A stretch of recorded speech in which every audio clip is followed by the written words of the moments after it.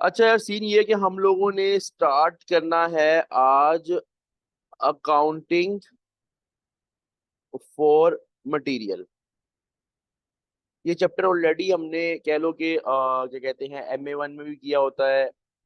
मतलब basic level पे पढ़ा होता है, सबसे बेसिक लेवल पे। लेकिन ऑब्वियसली चूंकि ये जो लेवल है, ये जो क्या कहते हैं इस लेवल पे आके एग्जामिनर थ्योरेटिकल वे में ज्यादा टेस्ट करते हैं, तो हम कुछ थ्योरेटिकल पहले इसके पॉइंट्स देखेंगे और उसी से स्टार्ट करेंगे, क्योंकि बुक का भी जो पहला टॉपिक स्टार्टिंग है वो यहीं से है। सबसे पहले हमने समझना कि देखो मटेरियल यानी अकाउंटिंग फॉर इन्वेंटरी की बात हो रही है। पहले इस पे एक ना जनरल डिस्कशन करते हैं। इन्वेंटरी क्या होता है, माल क्या होता है? इन्वेंटरी होता है वो माल जो आपको आपको बिजनेस के अंदर फायदा देने वाला है। किस सेंस में? दो सेंसेस में। एक तो ये सेंस कि अगर आप अपनी प्रोडक्शन खुद कर रहे हो तो आप रॉ मटेरियल खरीदोगे। अब वो माल लकड़ियां खरीदोगे, आगे वुड्स बनानी है। एक तो वो माल, या फिर आपका मकसद है डायरेक्ट, आपका रिटेल काम है डायरेक्ट रीसेल करना, यानी चीज खरीदी आगे बेची। तो दोनों ही आपकी इन्वेंटरी है। यानी इन्वेंटरी आप रॉ मटेरियल के तौर पे भी खरीद सकते हो और फिनिश गुड्स के तौर पे भी खरीद सकते हो। डिपेंड करता है आपके बिजनेस की नेचर क्या है। आप अपनी प्रोडक्शन खुद कर रहे हो या फिर आपकी प्रोडक्शन आपका कोई प्रोडक्शन डिपार्टमेंट नहीं है, बस आपका माल आता है, उस पर अपना स्टैंप लगाते हो, अपना नाम लिखते हो, उसको थोड़ा प्रोसेस करके अपनी पैकिंग करके आगे बेच देते हो। तो आइदर ऑफ द वे, जो मर्जी आप कह रहे हो, दोनों केसेस में आपकी इन्वेंटरी है। अब इन्वेंटरी माल जो होता है ना, उसका जो पहला टॉपिक हम पढ़ने जा रहे हैं उसके अंदर हम देखेंगे कि माल को जब ऑर्डर करना होता है, माल को जब रिसीव करना होता है, और जब आगे इशू, इशू का मतलब आगे प्रोडक्शन डिपार्टमेंट को इशू करना होता है। ये सारी वैसे ड्यूटी जो होती है, ये सारी जो सारा प्रोसेस होता है, एक्चुअली बैक एंड पे बैठा होता है स्टोर्स डिपार्टमेंट। उसके पास माल आता है, उसी ने आगे इशू करना होता है। किसको इशू करना होता है? प्रोडक्शन डिपार्टमेंट को इशू करना होता है, क्योंकि प्रोडक्शन डिपार्टमेंट ने माल बनाना है। तो हम यहाँ पे पढ़ेंगे कि हमने रॉ मटेरियल खरीदना है और आगे प्रोडक्शन को इशू करना है। उस लिहाज से देखो उसने स्टार्ट कहाँ से किया, in the manufacturing business. Manufacturing business का मतलब वो बिजनेस जो खुद प्रोडक्शन करता है। In the manufacturing business, inventory may be the largest item of cost. वो कह रहा है कि बड़े बिजनेसेस में, मैन्युफैक्चरिंग बिजनेस में आपकी जो इन्वेंटरी है उसकी कॉस्ट बहुत ज्यादा है। और ऑब्वियस सी बात है, ज्यादा माल जब आप मैसिव लेवल पे बेच रहे हो तो आप बना भी रहे हो। The principal reason why business needs inventory are as follows. It acts as a buffer in times when there is unusually high rate of consumption. देखो, होता पता है क्या है एक्चुअल में? फॉर एग्जाम्पल, अगर आपकी हाई रेट ऑफ कंजम्पशन है, हाई रेट ऑफ कंजम्पशन मतलब आप बहुत ज्यादा माल यूज कर रहे हो, आपका बहुत ज्यादा माल बिजनेस में कंज्यूम हो रहा है, तो आपको फिर बैक एंड पे स्टोर करने के लिए आप उतना माल तो नहीं, मैं ये तो नहीं कर सकता ना कि यार इस महीने में 1000 किलो चाहिए, 1000 किलो लकड़ियां चाहिए जिससे मैंने टेबल्स बनानी है। अब ये तो नहीं कर सकता, अब ये तो नहीं कह सकते मैं 1000 ही मंगवाऊं, क्योंकि देखो कंजम्पशन ज्यादा हो गई, आपकी आगे से डिमांड बढ़ गई, आपकी सेल बहुत ज्यादा होने लग गई, आपके पास पीछे रॉ मटेरियल ही नहीं पड़ा हुआ, तो बड़ा मसला हो जाएगा। तो पहली चीज तो ये कि बिजनेस को बड़ा ध्यान से इन्वेंटरी की वैल्यूएशन अकाउंटिंग करनी पड़ती है। क्यों? एक्चुअल बफर इन टाइम का मतलब होता है कि फॉर एग्जांपल अगर वो शॉर्टेज आ जाए, उसकी लो हो जाए, क्योंकि आपकी obviously unusually high rate of consumption हो सकती है। अनयूजली मतलब कभी कभार अगर हो गए तो क्या करोगे? तो इसके लिए आपको बड़ा ध्यान रखना पड़ता है। उसके बाद it enables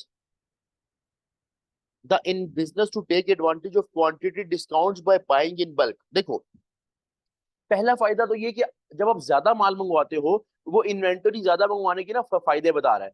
पहली बात तो उसने ये बताई थी ना कि यार आपकी जो है ना वो आप स्टॉक आउट नहीं कर सकते। स्टॉक आउट का मतलब ये होता है कि आपका माल खत्म नहीं हो सकता, आपने अपनी लिमिट से ज्यादा मंगवाया हुआ है ताकि कल को कोई ज्यादा कंजम्पशन हो जाए तो मसला ना हो। दूसरा, जब आप ज्यादा माल मंगवाते हो, दूसरा फायदा क्या कि आपको डिस्काउंट्स मिलेंगे। हमने, अगर आप फाइनेंशियल अकाउंटिंग की बात करो तो हम ट्रेड डिस्काउंट में क्या कहते थे कि हम माल मंगवाएंगे, ज्यादा माल मंगवाने पे ज्यादा डिस्काउंट मिलेगा, तो हमें बल्क ट्रेड डिस्काउंट मिल सकता है।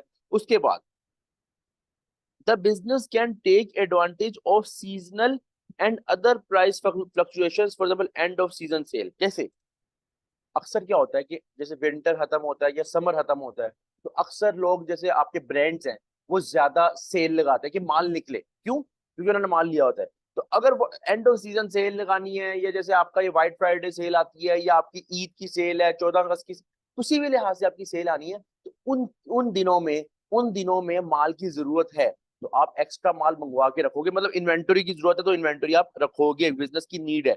या फिर सीजनल। सीजनल का मतलब ये है कि जैसे सीजनल, कोई ईद की छुट्टियां आनी है, अब ईद की छुट्टियों पे आपको पता है ईद की छुट्टियों से पहले फिर तमाम ब्रांड्स क्या करते हैं, कहते हैं ज्यादा माल मंगवाओ, ज्यादा माल मंगवाओ। अब हम नॉर्मली एक महीने में फॉर एग्जाम्पल 10,000 यूनिट्स बेचते हैं, इस बार हमने 50,000 यूनिट्स बेचने हैं क्योंकि ईद आ रही है और लोगों ने माल खरीदना है।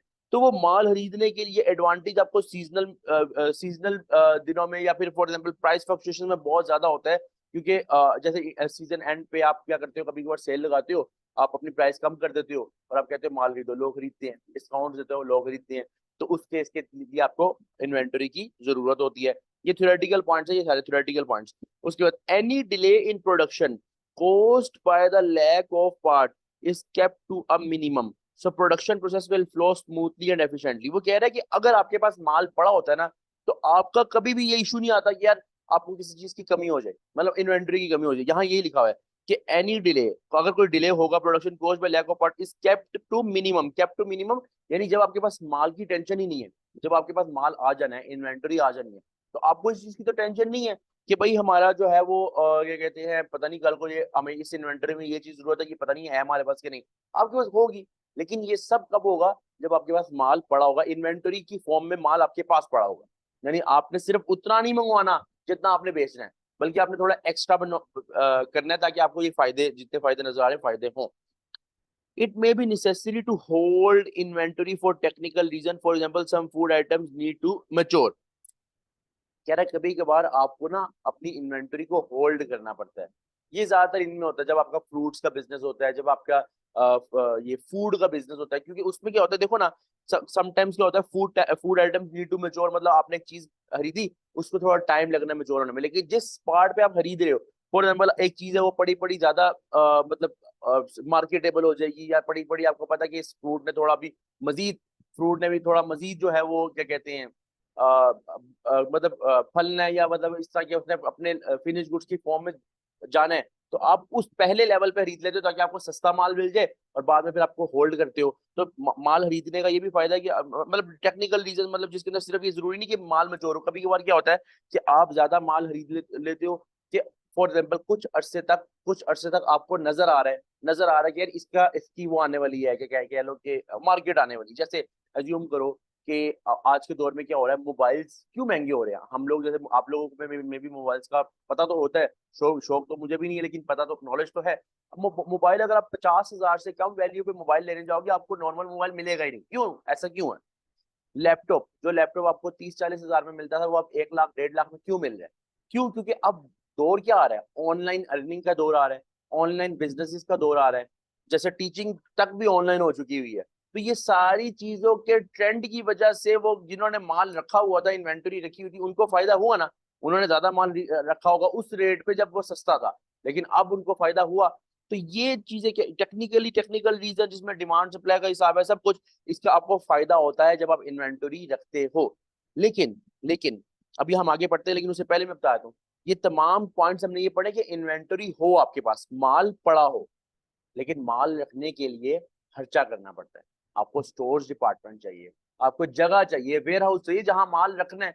तो वो अलहदा से भी टेंशन बन जाती है, अच्छा यार अब माल रखने के लिए पैसे लगाने पड़ेंगे, लेकिन माल नहीं रखोगे तो भी ये सारे मसले मसाइल बन जाएंगे। सो देर आर वेरियस रीजन कि आप ज्यादा माल क्यों खरीदते हो। ठीक है, अगर आपको कभी एमसीक्यू है कि ज्यादा माल खरीदने से आपका नुकसान है, तो नुकसान नहीं है, नुकसान नहीं है। नुकसान सिर्फ ये अगर आप उसे मैनेज नहीं कर रहे, या आपने बहुत ज्यादा खरीद लिया, आपको 1000 खरीदने थे, आपने ऊपर 200-400 रख लिया, ठीक है, लेकिन अगर 1000 की जगह 10,000 यूनिट खरीद लूंगा, मुझे पता भाई मेरे बिकने नहीं, वो तो खराब हो जाएंगे। तो मुझे अक्ल होनी चाहिए, मुझे पता होना चाहिए कितना माल खरीदना है। ये भी हमारा टॉपिक आएगा आगे कि हमें मैक्सिमम कितना माल रखना है, मिनिमम कितना माल रखना है। ये हमारा इस चैप्टर का टॉपिक है। कैलकुलेशन से हम सीखेंगे कि यार इससे ज्यादा माल ना हो आपके पास, या इससे कम माल ना हो आपके पास, ये सारी चीजें हम देखेंगे। अच्छा, it is essential that materials purchased is most suitable for the intended purpose। वो कह रहे जब आप माल खरीदते हो तो वो आपके पर्पस को पूरा कर रहा हो, यानी मेरा पर्पस है मेरा माल बिके, तो मैं इसलिए माल खरीदूंगा ना, ऐसे कुछ भी थोड़ी खरीद लूंगा। when material is required it must be ordered।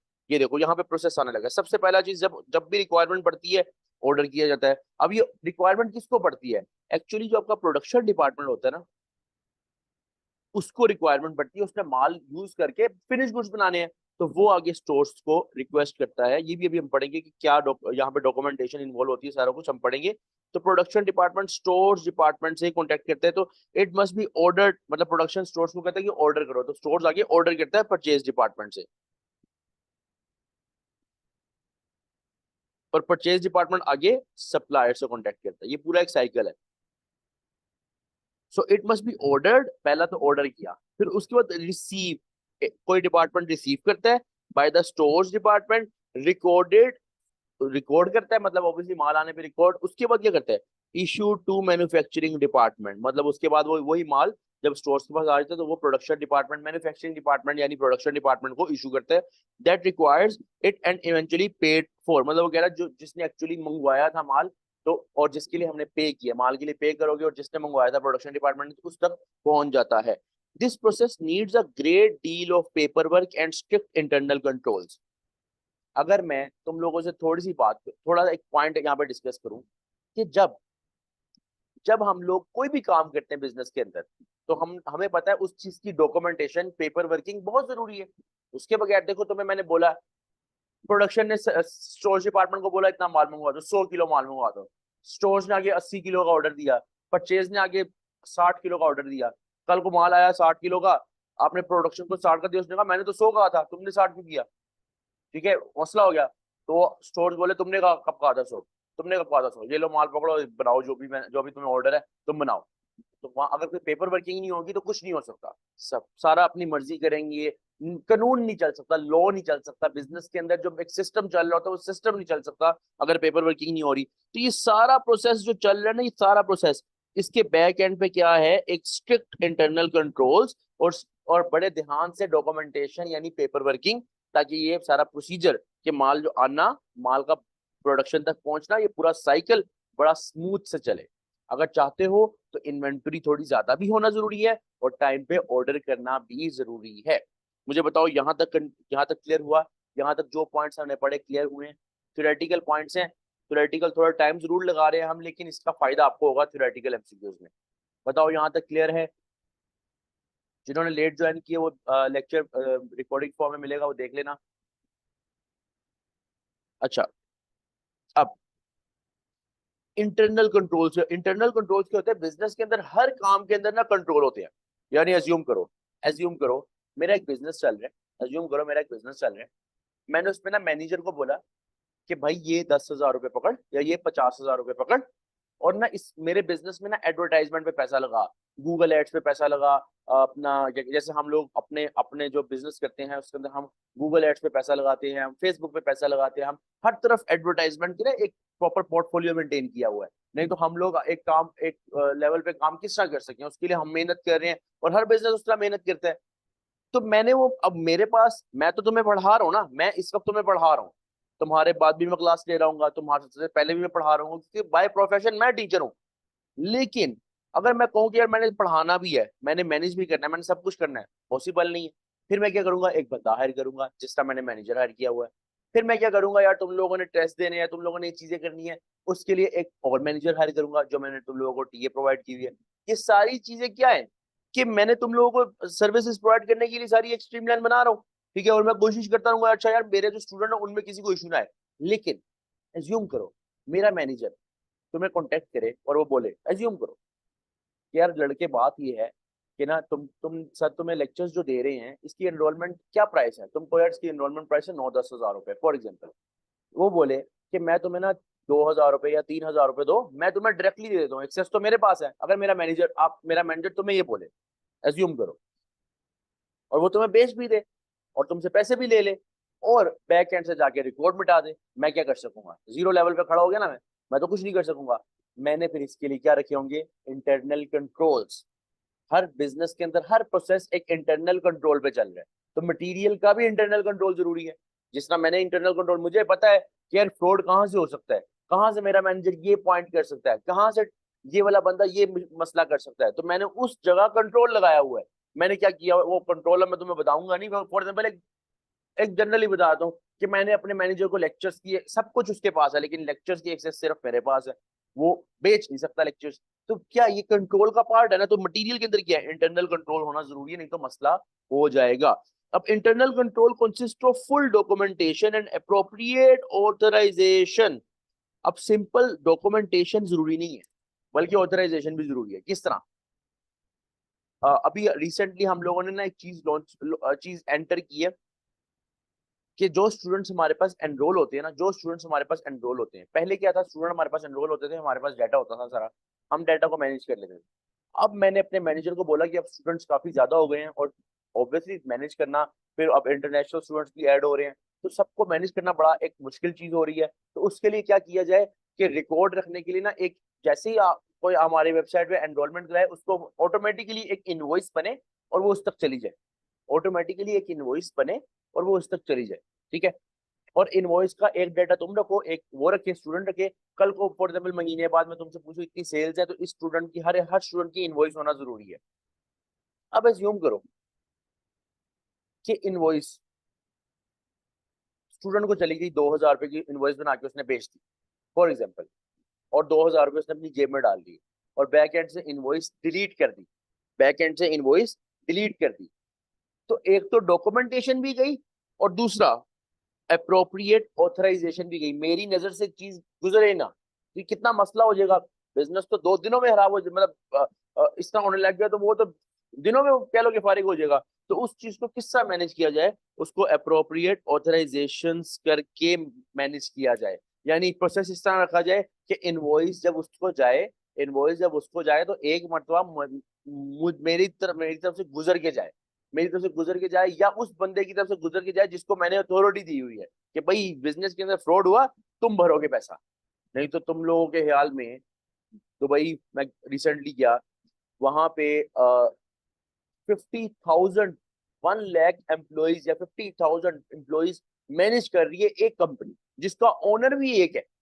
यार 50,000 एम्प्लॉइज, 1 लाख एम्प्लॉइज, समझ में नहीं आती बात।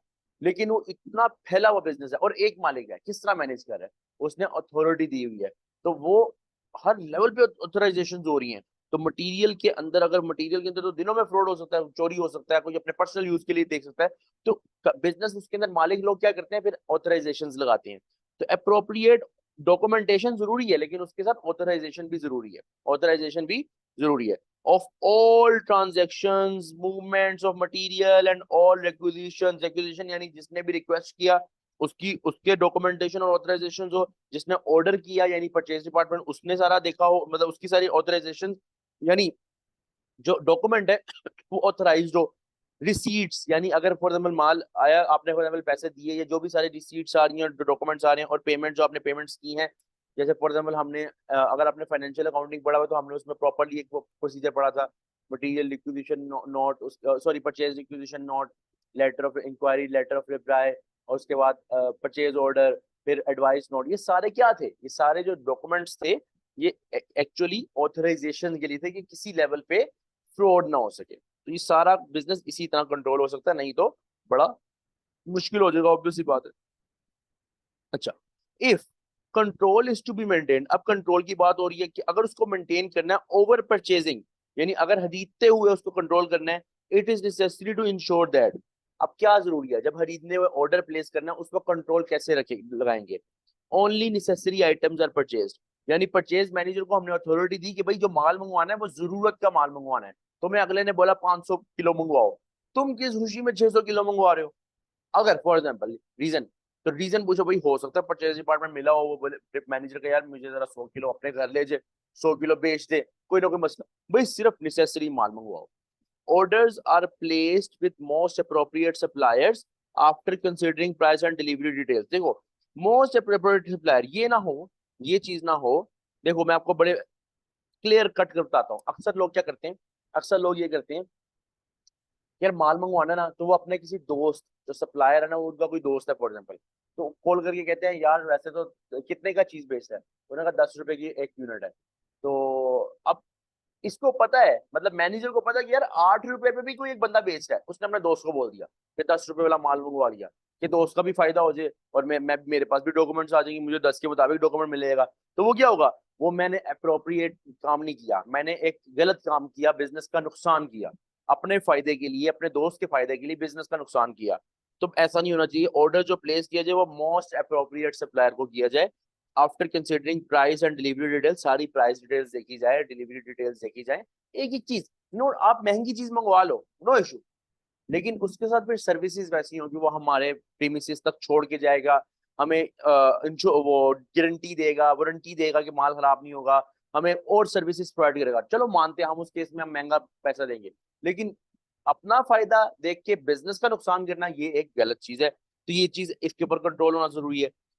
The goods that are actually received are the goods that were ordered and in correct quantity quality। जब goods receive हो तो देखा जाए कि भाई जो ऑर्डर किया था क्या वही आया है, उसी क्वालिटी और उसी क्वांटिटी में मिली है चीज, ये देखी जाए, ये कंट्रोल की पार्ट है। The price paid for the goods is correct, what was agreed when order was placed, यानी जो प्राइस हमने अगले को देनी है वो प्रॉपरली, वो करेक्ट करेक्ट हो, ठीक है, जो हमने पे की है, जो कि एग्री की होगी ना ऑर्डर के वक्त उससे, ठीक है। To ensure all of this takes place require reliable system of checking and control। वगैरह सब कुछ देखने के लिए आपको चेकिंग और कंट्रोल को रखना पड़ेगा। The procedure for ordering, actually ये जो सारा बताया हुआ ना वो मैं तुम्हें अलहदा से यहाँ समझा देता हूँ। यहाँ जो बात बताई हुई है एक्चुअली ये बताई हुई है कि प्रोडक्शन डिपार्टमेंट को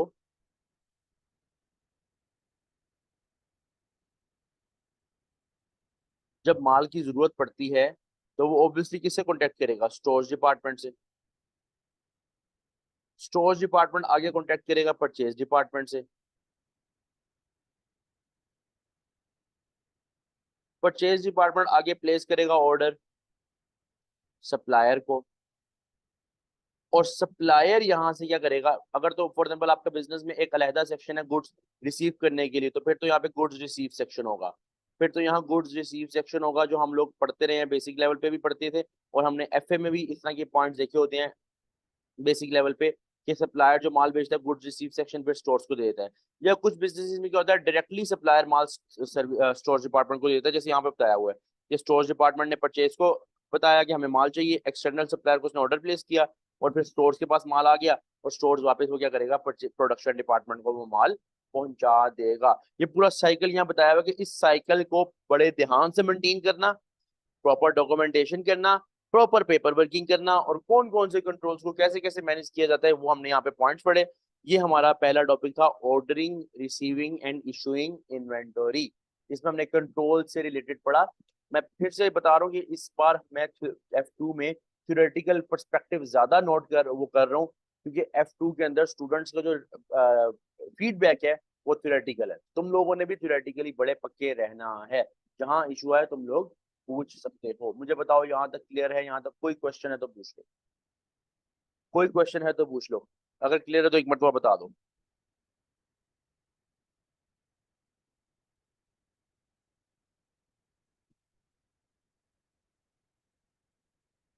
अच्छा, अब ये सारे प्रोसेस में ना, ये सारे के सारे प्रोसेस में हमारे पास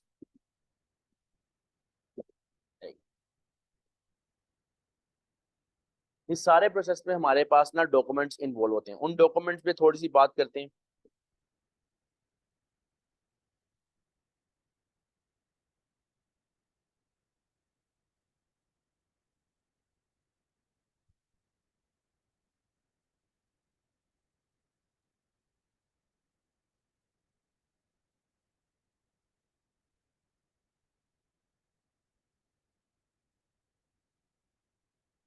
मटेरियल रिक्विजिशन नोट, जी जी पहला चैप्टर कंप्लीट हो गया तो। अच्छा, material requisition note. Material requisition note क्या है जरा देखना। जब प्रोडक्शन डिपार्टमेंट को माल की जरूरत पड़ती है ना, तो वो स्टोर्स डिपार्टमेंट को मटेरियल रिक्विजिशन नोट भेजता है। जब प्रोडक्शन डिपार्टमेंट को माल की जरूरत पड़ती है तो मटेरियल उसको चाहिए ना, तो प्रोडक्शन डिपार्टमेंट स्टोर्स डिपार्टमेंट को मटेरियल रिक्विजिशन नोट भेजता है। उसके बाद दूसरे लेवल पे क्या होता है, स्टोर्स डिपार्टमेंट क्या करता है, एक नोट बनाता है जिसका नाम है परचेज रिक्विजिशन नोट।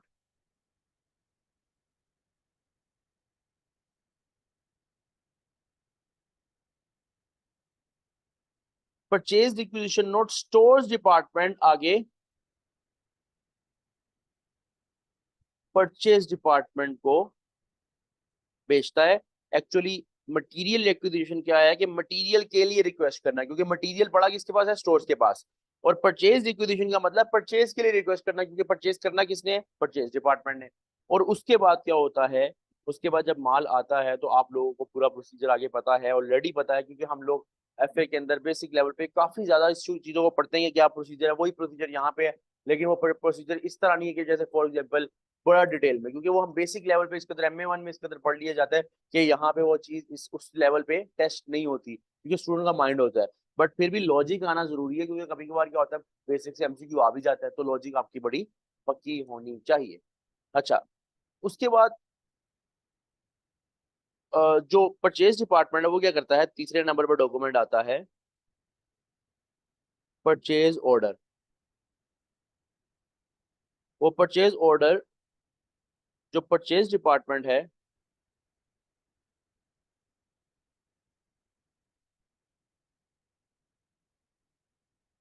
वो, सॉरी, सप्लायर को भेजता है order place. Basically purchase order क्या है, जो ऑर्डर प्लेस किया जाता है। अच्छा, अगर हमारे लिए परचेज ऑर्डर है, अगर हमारे लिए ये परचेज ऑर्डर है तो मुझे बताओ, ये तो हम कस्टमर है ना, हमारे लिए परचेज ऑर्डर है, तो सप्लायर के लिए क्या होगा, सप्लायर के लिए ये क्या होगा, सप्लायर इसको क्या परचेज ऑर्डर बोलेगा, क्या सप्लायर इसको परचेज ऑर्डर बोलेगा, बताओ, बताओ भाई, क्या सप्लायर इसको परचेज ऑर्डर बोलेगा।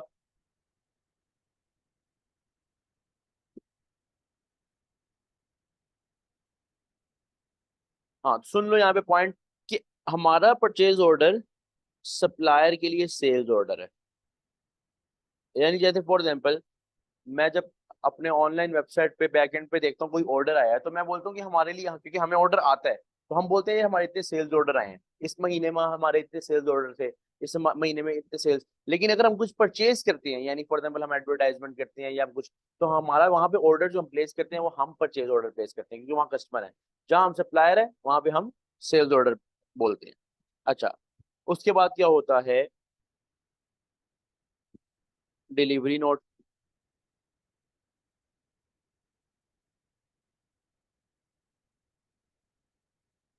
डिलीवरी नोट कौन लाता है, सप्लायर लाता है आपके स्टोर्स के पास।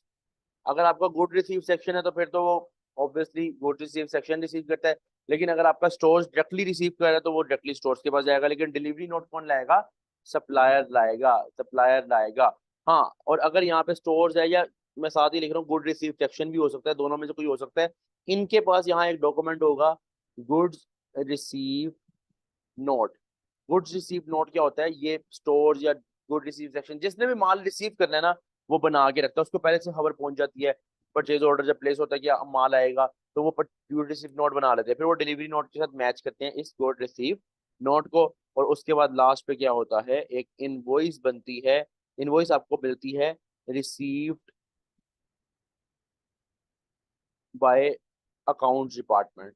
हमारे अपने, अगर हमने माल खरीदा तो हमारे अकाउंट्स डिपार्टमेंट में फिर वो इनवॉइस आती है, और उस इनवॉइस को हम पे करते हैं। तो ये एक प्रोसीजर है जिसके थ्रू, ये डॉक्यूमेंटेशन है जो आपके आपके बुक्स के अंदर इसके बारे में बताया हुआ है, लेकिन ये बड़े बेसिक लेवल पे, क्योंकि आप लोग जनरल सी बातें बताई हुई है कि माल आता है इस वक्त ये यूज होता है, जब माल हमारे पास रिसीव हो जाता है तब ये करते हैं, जब माल आगे जैसे फॉर एग्जाम्पल हमारे पास ये पेमेंट करनी है तो हमारी इनवॉइस आएगी, ऑर्डर प्लेस करना तो परचेज ऑर्डर। तो स्टेप्स किस स्टेप पे आप हो, उस स्टेप को बताता है कि डॉक्यूमेंट्स के थ्रू आप देख सकते हो कि स्टेप पे आप पहुंच चुके हो।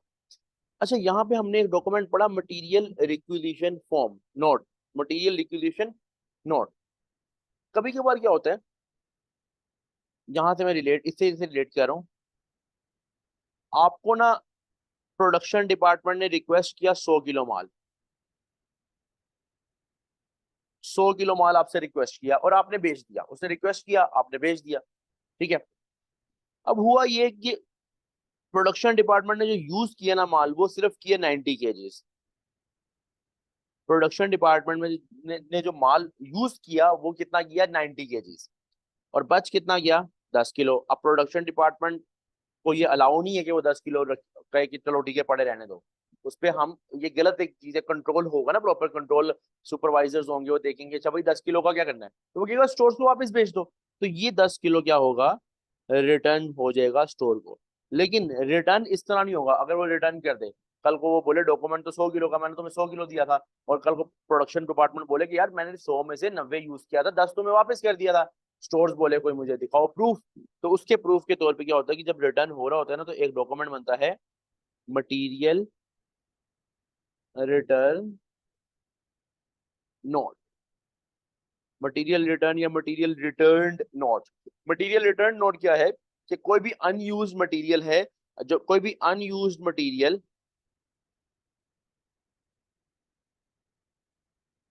प्रोडक्शन डिपार्टमेंट से वापस जब स्टोर्स डिपार्टमेंट में जाता है, तो ये आपका क्या है, मटेरियल रिटर्न नोट बनता है, ताकि कल को प्रूफ रहे यार इतना माल अगर गया था इतना वापस भी आया था, दोनों के पास प्रूफ रहे, दोनों में से कोई मसला कोई भी डिपार्टमेंट इशू ना कर सके।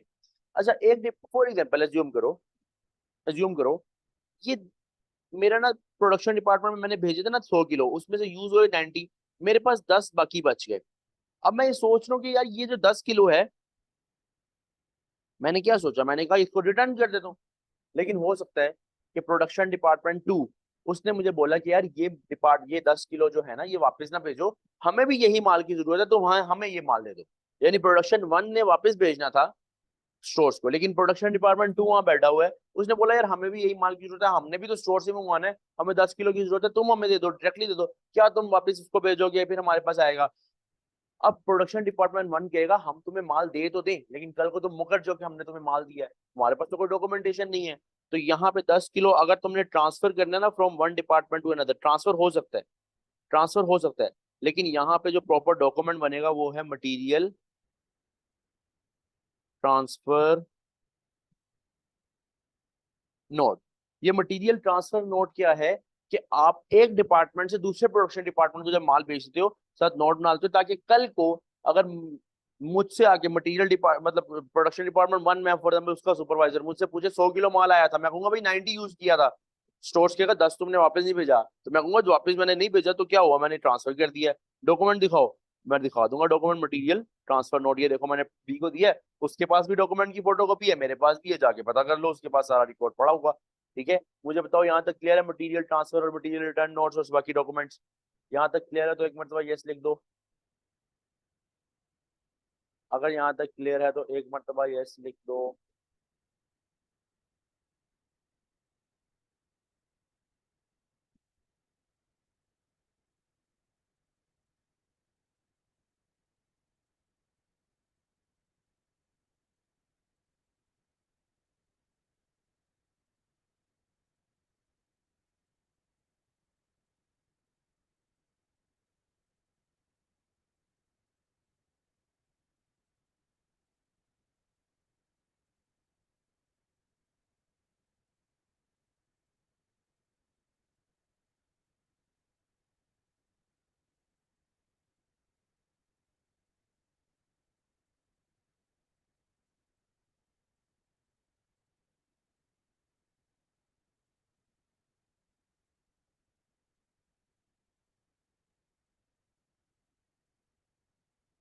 अब हम पढ़ने लगे हैं कि माल जब आता है मटेरियल से रिलेटेड कौन कौन सी कॉस्ट होती हैं। तो यहाँ हम 4 टाइप्स ऑफ कॉस्ट देखने जा रहे हैं जो मटेरियल से रिलेट करती हैं।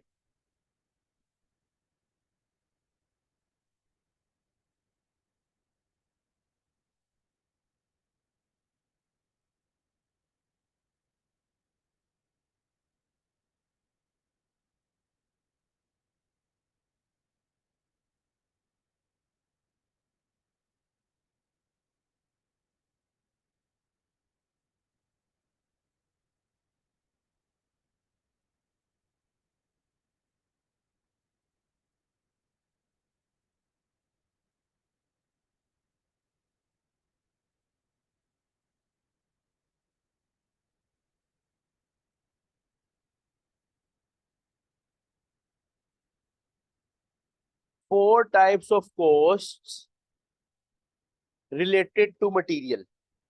चार किस्म के ऐसे खर्चे, चार किस्म के ऐसे नुकसान, नुकसान यानी खर्चे जो एक्चुअली एक बिजनेस के अंदर होते हैं जो इन्वेंटरी से रिलेटेड है। ठीक है, सबसे पहली कॉस्ट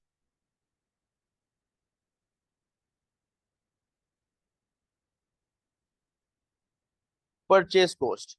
सबसे पहली कॉस्ट क्या है? Purchase cost.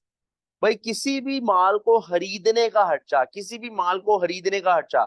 अगर आप लोगों ने FA2 या FD के अंदर इन्वेंटरी चैप्टर पढ़ा हो, इन्वेंटरी चैप्टर में मैंने आपको बताया था, इन्वेंटरी चैप्टर में मैंने आपको बताया होगा कि जब माल आता है तो उसकी जितने भी खर्चे जब तक वो आपके पास आ नहीं जाता, जैसे फॉर एग्जांपल उसके ट्रांसपोर्टेशन कॉस्ट, वो माल का पार्ट बनता है, वो परचेज कॉस्ट का पार्ट बनता है, तो वो भी मैं शामिल करके बोल रहा हूँ, वो सारी चीजें शामिल करके जब तक आपके पास माल आ नहीं जाता तब तक के सारे खर्चे परचेज कॉस्ट का पार्ट है।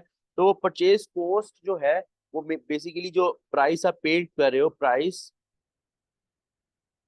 पेड फॉर इन्वेंटरी, जो आप माल खरीदने के लिए पैसा भर रहे हो, वो सारी परचेज कॉस्ट पहली टाइप ऑफ कॉस्ट है रिलेटेड टू इन्वेंटरी। इन्वेंटरी। अच्छा, अब हम यहाँ देखेंगे कि कौन सा ऐसा काम किया जा सके, कौन सा ऐसा काम किया जा सके कि हम अपनी परचेज कॉस्ट को कम कर सकें। कौन सी ऐसी टेक्निक लगा के हम अपनी परचेज कॉस्ट को कम कर सकते हैं? तो वो एक मेजर टेक्निक हमारे जहन में यही आती है कि purchase cost can be reduced by bulk purchases. जब आप ज्यादा माल खरीदते हो ना तो आपको डिस्काउंट्स मिलते हैं। जब आप ज्यादा माल खरीदते हो तो आपको डिस्काउंट्स, ट्रेड डिस्काउंट्स मिलते हैं। तो ज्यादा माल खरीदने पे जो आपको ट्रेड डिस्काउंट मिलेगा उससे क्या होगा कि आपको सस्ता माल मिल जाएगा।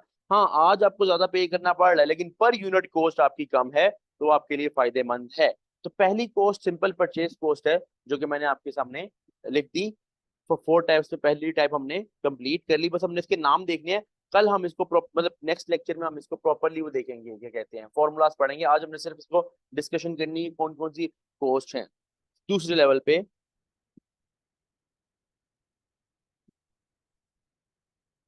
Ordering cost. ऑर्डरिंग कॉस्ट क्या होती है? Cost of ordering an inventory. Cost of ordering inventory, यानी आपके इन्वेंटरी ऑर्डर करते हुए कौन कौन से खर्चे लगते हैं? आपका टेलीफोन जो आपका यूज हो रहा है इन ऑर्डरिंग, आपके डॉक्यूमेंटेशंस, उसके बाद आपकी सारी एडमिन कॉस्ट, कंप्यूटर, इंटरनेट, ये सारी चीजें ऑर्डरिंग में यूज हो रही हैं। ठीक है। उसके बाद आपकी ऑर्डरिंग के अंदर अगर आप अपनी ट्रांसपोर्ट खुद यूज कर रहे हो, अपनी ट्रांसपोर्ट खुद यूज कर रहे हो, तो ऑब्वियसली वो खुद जो ट्रांसपोर्ट यूज कर रहे हो वो ऑर्डरिंग कॉस्ट का पार्ट जाए बनेगा। ठीक है। तो ये तकरीबन ये यही हमारे खर्चे होते हैं ऑर्डरिंग से रिलेटेड। तो ऑर्डरिंग कॉस्ट क्या होता है? जितना भी आप ऑर्डर इन्वेंटरी ऑर्डर करने के दौरान जितने भी खर्चे लग रहे होते हैं वो सारे खर्चे पार्ट बनते हैं तुम्हारी ऑर्डरिंग कॉस्ट का। अब देखो, ऑर्डरिंग कॉस्ट कैसे कम की जा सकती है? ऑर्डरिंग कॉस्ट का भी यही हिसाब है कि ऑर्डरिंग कॉस्ट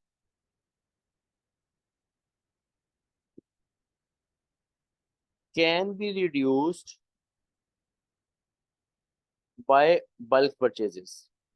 इसको भी आप बल्क परचेजेस से रिड्यूस कर सकते हो। किस तरह? आपने 100 किलो माल मंगवाना है, एज्यूम करो माल आपका ना कराची से लाहौर आना है, कराची से लाहौर आपका माल आना है, ठीक है।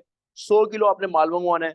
अब वो 100 किलो माल जो है वो कराची से लाहौर आपको एक ट्रक आपने लिया और उसको कहा कि यार कराची से लाहौर माल पहुंचाना है। उसने कहा मैं लूंगा 50,000 रुपए। हमने कहा ठीक है।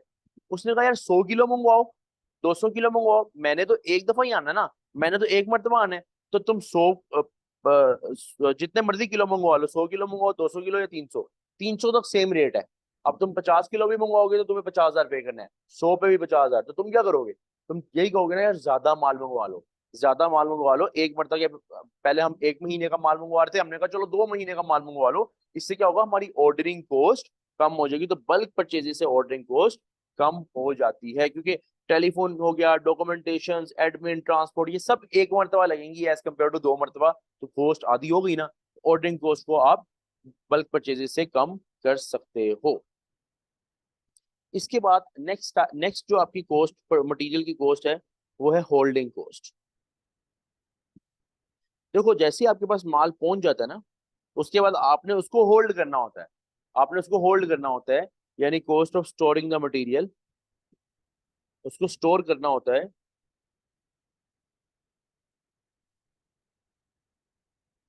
या इन्वेंटरी, ये सारी क्या होती है? होल्डिंग कॉस्ट होती है। अब होल्डिंग कॉस्ट में क्या आता है कि आपने होल्ड करने की, फॉर एग्जाम्पल इंश्योरेंस करवाई हुई है अपने माल की, कोई इशू होगा तो इंश्योरेंस हुई हो तो इंश्योरेंस करवाई आपने। उसके बाद अगर कोई डैमेज हो जाते हैं, इन्वेंटरी बड़ी बड़ी डैमेज हो जाती है, तो वो आपकी होल्डिंग कॉस्ट ही है ना, मतलब आपने रखी हुई थी, जाया हो गई इन्वेंटरी, ठीक है। डैमेज या ऑब्सोलीट हो गई, ऑब्सोलीट का मतलब ये है कि फॉर एग्जाम्पल आपने माल रखा हुआ था और वो किसी भी वजह से आप किसी काम का नहीं रहा, यानी आपके पास था और होल्ड करने के दौरान ही आपसे कोई नुकसान ऐसा हो गया कि अब वो माल बिक नहीं सकता, तो जाया हो गया, तो आपकी होल्डिंग कॉस्ट का पार्ट बना, ठीक है। वेयर हाउस, जिस वेयर हाउस में आप रख रहे हो उस वेयर हाउस के सारे खर्चे, वेयर हाउस की सारी कॉस्ट, रेंट, ये वो सारी जो मिक्स होगी सब कुछ सारे बनेंगे, ठीक है। वहाँ की लेबर वगैरह भी, और वहाँ पे अगर कोई एडमिन, जितनी भी एडमिन वहाँ के लिए लग रही है वो भी उसका पार्ट बनेगी, वो भी उसका पार्ट बनेगी, ठीक है। और इसके अलावा एक दो पोस्ट हैं, लेकिन वो मैं आपको यहाँ नहीं समझाऊंगा, मतलब यहाँ का मतलब ये नहीं कि समझाऊंगा नहीं समझाऊंगा, लेकिन वो हम समझेंगे एमसीक्यूज के अंदर, काफी इंपॉर्टेंट है। जब एमसीक्यूज कर रहे होंगे तो मैं बताऊंगा कि ये भी होल्डिंग कॉस्ट है, ये भी होल्डिंग कॉस्ट है। अभी इसलिए नहीं बता रहा क्योंकि एमसीक्यू में बड़ा क्लियरली वो आप वहाँ पे समझ आएगा, तो वो एमसीक्यू के दौरान ही हमारे आएगा इंशाल्लाह, तो हम वहाँ उसको देखेंगे। मेनली होल्डिंग कॉस्ट यही है कि वेयर हाउस और उससे रिलेटेड तमाम खर्चे जो होल्डिंग के दौरान हो रहे हैं वो सारे के सारे होल्डिंग कॉस्ट का पार्ट बनेंगे। अब आपको पता है होल्डिंग करने के लिए आपको क्या चाहिए, मेनली वेयर हाउस चाहिए, स्टोर्स चाहिए, स्टोर्स चाहिए। अब आपने माल मंगवाया, आपने स्टोर्स में रख दिया, जितना ज्यादा माल मंगवाओगे उतना बड़ा स्टोर चाहिए, ऑब्वियसली। जितना एक स्टोर की लिमिट है ना, 200 यूनिट रख सकता है, मैंने 300 मंगवा लिया तो मुझे स्टोर भी बड़ा चाहिए। तो होल्डिंग कॉस्ट एक सूरत में कम हो सकती है, holding cost can be reduced. मैं साथ साथ ये भी बता रहा हूँ सारी कॉस्ट में कि रिड्यूस कैसे हो सकती है, कैसे बिजनेस रिड्यूस कर सकते हैं इनको, बाय लेस परचेजेस। यानी अगर आप कम परचेज करोगे, थोड़ा कम परचेज कर लो, तो आपको फिर जगह रखने के लिए भी कम चाहिए, आपको स्टोर्स की कॉस्ट भी कम आएगी। जितना माल ज्यादा उतना बड़ा वेयर हाउस, जितना बड़ा वेयर हाउस उतना खर्चा ज्यादा, ऑब्वियस ही बात है। तो होल्डिंग कॉस्ट को आप लेस परचेजेस, कम परचेज करके माल को, मतलब होल्डिंग कॉस्ट को कम कर सकते हो। ये थी हमारी तीसरी कॉस्ट। तीन कॉस्ट हमारी हो गई, और एक लास्ट में हमारे पास कॉस्ट है stock out cost. Stock out cost actually cost से ज्यादा, इसको ज्यादा बेहतर तब समझ आएगा अगर आप इसको लॉस समझो, ये हमारा एक लॉस है। स्टॉक आउट कॉस्ट एक्चुअल में एक नुकसान है। स्टॉक आउट कॉस्ट क्या होता है कि when your inventory is not available. अब इस केस में आपके जो नुकसान होने ना, वो सारी आपकी स्टॉक आउट कॉस्ट। जैसे फॉर एग्जाम्पल आपने माल मंगवाया, लेकिन आपने माल कम मंगवा लिया, प्रोडक्शन हो गई, अभी आधा महीना गुजरा है, और आपको पता चला आपके स्टोर से माल खत्म हो गया। हाँ सोफा, जो आपने क्वेश्चन पूछा ना, जब होल्डिंग कॉस्ट कम होगी तो होल्डिंग ज्यादा होगी, इस पर डिस्कशन मैंने अभी आज ही करनी है, लेकिन स्टॉक आउट के बाद ही मैं पॉइंट भी आऊंगा इस पॉइंट पे वापस, ठीक है। इससे रिलेटेड फिर हम आगे ईओक्यू और वो सारा कॉन्सेप्ट सीखेंगे। अच्छा, अब स्टॉक आउट कॉस्ट क्या है, ज्यादा इसको समझ आएगी जब आप इसको एक लॉस समझोगे, क्योंकि एक नुकसान है। अब when your inventory is not available, तुमको माल चाहिए, 15 दिन गुजरे, 15 दिन बाद तुम्हें पता चला कि तुम्हारा माल ही अवेलेबल नहीं है। तुमने फौरन प्रोडक्शन डिपार्टमेंट ने स्टोर से कहा भाई माल मंगवा। अब वो 7-8 दिन माल आने में लगते हैं, 7-8 दिन तुम्हारे पास माल ही नहीं था, 7-8 दिन तुम्हारे पास माल था ही नहीं, गायब। अब उसमें तुम्हारे जितने भी नुकसान होंगे, सबसे पहला नुकसान loss of sales.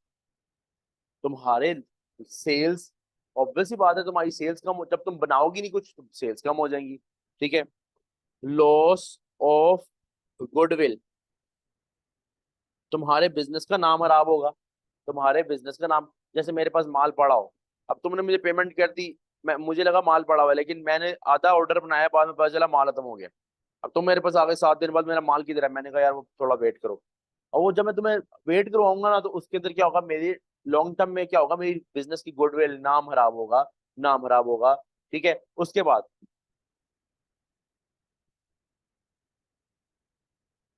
Production stop हो जाएगी। अब प्रोडक्शन स्टॉप होगी तो ऑब्वियसली लेबर को सैलरी कहाँ से दोगे, जब माल ही नहीं है तो बनाओगे क्या, तो लेबर की दिहाड़ी मारोगे।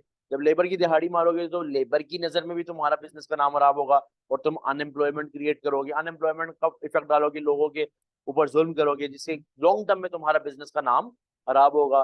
ठीक है। और इसके अलावा इसको तुम एक,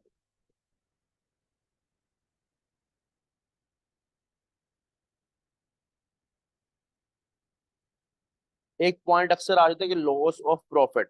वैसे तो लॉस ऑफ सेल्स ही समझ आ जाती है, लॉस ऑफ प्रॉफिट, लेकिन हाँ, जो तुमने एक यूनिट का बेच के कमा सकते थे, तुमने अपना वो भी लॉस करवाया। यानी तुमने अपनी फाइनेंशियली और नाम नॉन फाइनेंशियली दोनों लिहाज से बिजनेस का नुकसान किया अगर तुम स्टॉक आउट करोगे। स्टॉक आउट मतलब स्टॉक आउट होने का मतलब इन्वेंटरी आउट हो गई है, अब वो आपके पास अवेलेबल नहीं है। उस केस में जितने भी खर्चे होंगे वो सारे के सारे पार्ट बनेंगे स्टॉक आउट कॉस्ट का। और it can be, stock out cost को आप सही कर रिड्यूस कर सकते हो, यानी इस लॉस को बचा सकते हो bye maintaining buffer inventory. Buffer inventory, safety inventory या मिनिमम इन्वेंटरी, ये तीनों एक ही नाम है। आप इसको कर सकते हो, मैनेज कर सकते हो बाय मेंटेनिंग बफर इन्वेंटरी, यानी आपने एक मिनिमम इन्वेंटरी का लेवल रख लो कि भाई हमारे पास हमेशा ये माल होना चाहिए, ये जीरो तक जाए ही ना। हर बिजनेस यही करता है। 1000 किलो माल चाहिए तो वो 1500 किलो मंगवाएगा, थोड़ा सा मंगवाएगा। बफर, बफर मतलब सेफ्टी स्टॉक, सेफ्टी इन्वेंटरी यानी मिनिमम इन्वेंटरी। इतनी इन्वेंटरी हमेशा तुम्हारे बिजनेस में होनी चाहिए, इससे कम नहीं होनी चाहिए। कम हुई तो मैनेजर तुम पे या तो तुम्हें निकाल देगा या तुम्हें तुम्हें उसके लिए सजा देगा। ठीक है, इससे कम माल नहीं होना चाहिए। अगर इस लेवल पे पहुंच गया, इस लेवल पे पहुंचने से पहले पहले ऑर्डर कर दो, ताकि इस लेवल से नीचे जाए ना। ये क्या होती है, सेफ्टी इन्वेंटरी। क्योंकि कभी भी तुम्हें जरूरत पड़ सकती है कि कोई आए और अच्छा तुम्हें ऑर्डर मिल जाए, तो तुम ये ना कहो यार माल मंगवाएंगे फिर देंगे तुमको, हाँ हमारे पास माल पड़ा हुआ है, हम तुम्हारा ऑर्डर प्लेस कर देंगे। ये मैन्युफैक्चरिंग बिजनेस के लिए मेन चीज क्या होती है, माल। नॉर्मली तो सर्विस बिजनेस में तो जरूरत, जैसे अगर हम लोग अगर जैसे फॉर एग्जाम्पल मैं अगर किसी को ट्रेनिंग प्रोवाइड कर रहा हूँ, या मैं टीचिंग वाली साइड पे हूँ, या मैंने इस टाइप के ऑनलाइन, तो मुझे टेंशन नहीं है। या किसी सर्विस बिजनेस वाले को टेंशन नहीं है माल कब आ रहा है कब जा रहा है, कोई सीन नहीं, कि फिजिकल एग्जिस्टेंस नहीं है। लेकिन जहां बिजनेस मैन्युफैक्चरिंग होता है उनकी टेंशन ही ये है कि उनको माल टाइम पे अवेलेबल हो, उनके पास पड़ा हो, कभी एक्स्ट्रा ऑर्डर आ जाए, अनयूजुअल ऑर्डर आ जाए, उसके पास पहले से बफर इन्वेंटरी या स्टॉक इन्वेंटरी या सॉरी सेफ्टी इन्वेंटरी या मिनिमम इन्वेंटरी पड़ी हो। ये थी स्टॉक आउट कॉस्ट। मुझे बताओ, इस 4 टाइप्स ऑफ कॉस्ट क्लियर हुई? 4 टाइप्स ऑफ कॉस्ट क्लियर हुई? अगर 4 टाइप्स ऑफ कॉस्ट क्लियर है तो एक मरतबा यस लिखो।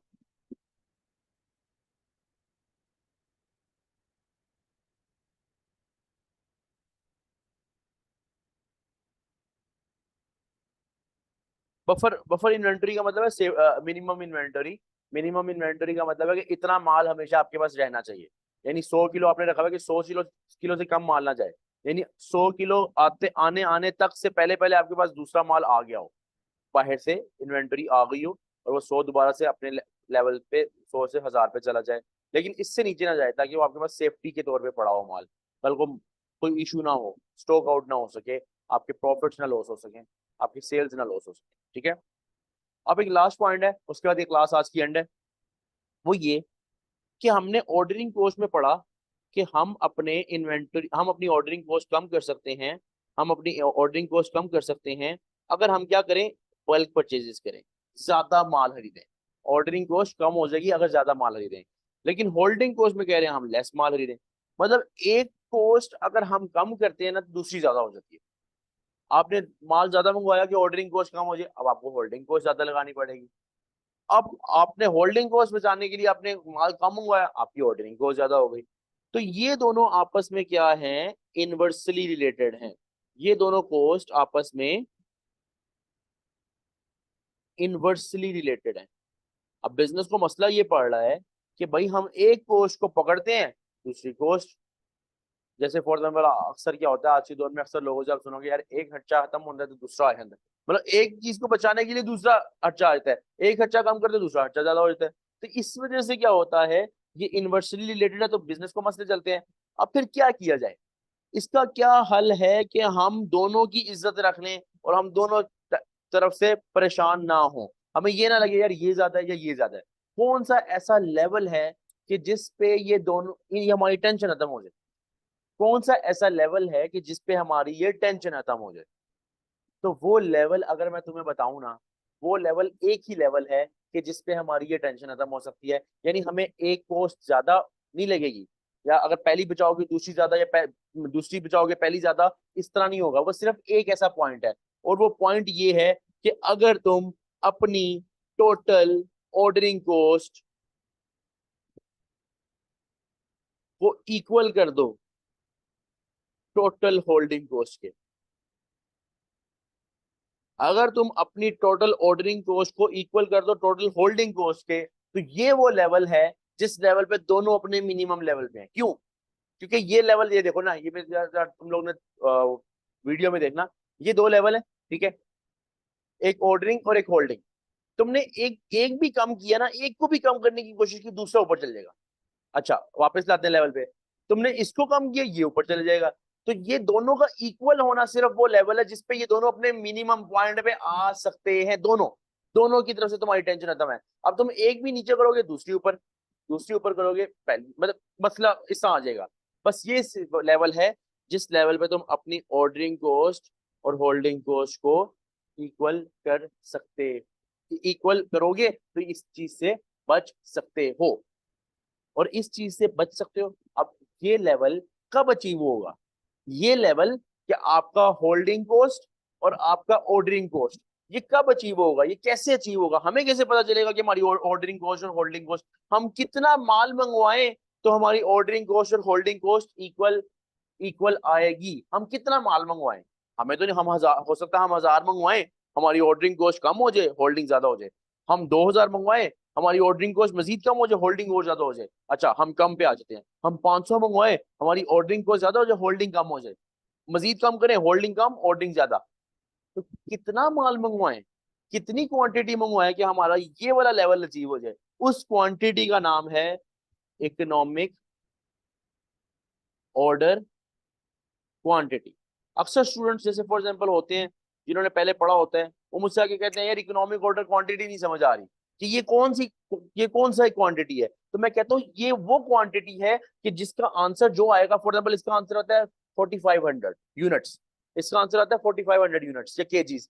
तो 4500 केजीज इसका आंसर आने का मतलब ये है कि इस लेवल पर ऑर्डरिंग कॉस्ट और होल्डिंग कॉस्ट इक्वल है। यानी वो लेवल है जिसपे बिजनेस अपने मिनिमम कॉस्ट पे है। अगर इससे ज्यादा माल मंगवाओगे तो वहां से होल्डिंग या ऑर्डरिंग में से एक कॉस्ट ज्यादा हो जाएगी, एक कम हो जाएगी, और अगर माल कम कर दोगे तो वो भी मसला मसाइल होगा। बस ये लेवल ऐसा लेवल है जिसपे ऑर्डरिंग कॉस्ट और होल्डिंग कॉस्ट इक्वल रहेगी, और बिजनेस को टेंशन नहीं होगी कि कोई एक कॉस्ट भी ऊपर जा रही है। मुझे बताओ, क्लियर हुआ?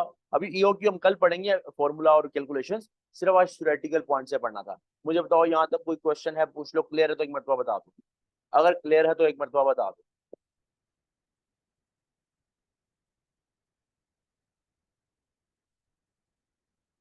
रिपीट कर देता हूँ, देखो, बात यह है कि आपकी ना अगर ऑर्डरिंग कॉस्ट ज्यादा होती है ना, तो होल्डिंग कॉस्ट कम हो जाती है। ऑर्डरिंग कॉस्ट एक कॉस्ट ज्यादा होती है, दूसरी कम हो जाती है। तो कौन सा ऐसा लेवल है जिसपे ये दोनों अपने मिनिमम लेवल पे हो सकती हैं? वो ये लेवल है कि अगर आप ऑर्डरिंग कॉस्ट और होल्डिंग कॉस्ट को इक्वल कर दो।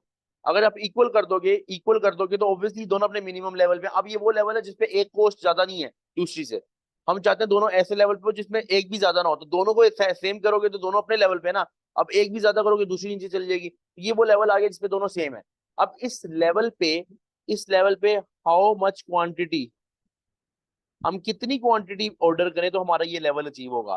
How much quantity is to be ordered, हम कितना माल ऑर्डर करें तो ये वाली चीज, ये वाली कंडीशन अचीव हो जाएगी। हम कितना माल ऑर्डर करें तो हमारी ऑर्डरिंग कॉस्ट और होल्डिंग कॉस्ट खुद ब खुद इक्वल आ जाएगी, क्योंकि हमें ये लेवल चाहिए। हमें ये लेवल चाहिए क्योंकि इस लेवल पे हमारी कॉस्ट सबसे कम होगी। अब कितना माल ऑर्डर करें, उस माल ऑर्डर करने का तरीके का नाम है इकोनॉमिक ऑर्डर क्वांटिटी, जिसकी कैलकुलेशन हमने कल करनी है। लेकिन इकोनॉमिक ऑर्डर क्वांटिटी जो आपको क्वांटिटी बताएगी, उस क्वांटिटी पे आपकी ऑर्डरिंग और होल्डिंग कॉस्ट बिल्कुल इक्वल होगी, और अपने मिनिमम लेवल पे मटेरियल की कॉस्ट होगी। ठीक है, यहाँ पे हम लोग एंड कर रहे हैं आज का लेक्चर। इंशाल्लाह कल के लेक्चर में हम इकोनॉमिक ऑर्डर क्वांटिटी को और कैलकुलेशन के लिहाज से स्टार्ट करेंगे, और कल और परसों में 2 दिन के अंदर चैप्टर को कंप्लीट कर देंगे। चैप्टर आसान है यार, बस एक ना लॉजिकल है, लॉजिकल क्योंकि F2 FM में लॉजिक्स ज्यादा है, ये चीजें ज्यादा है, तो इनका हिसाब रखना पड़ता है। इंशाल्लाह कल की क्लास में मिलते हैं। अपना ख्याल रखो। अल्लाह हाफिज।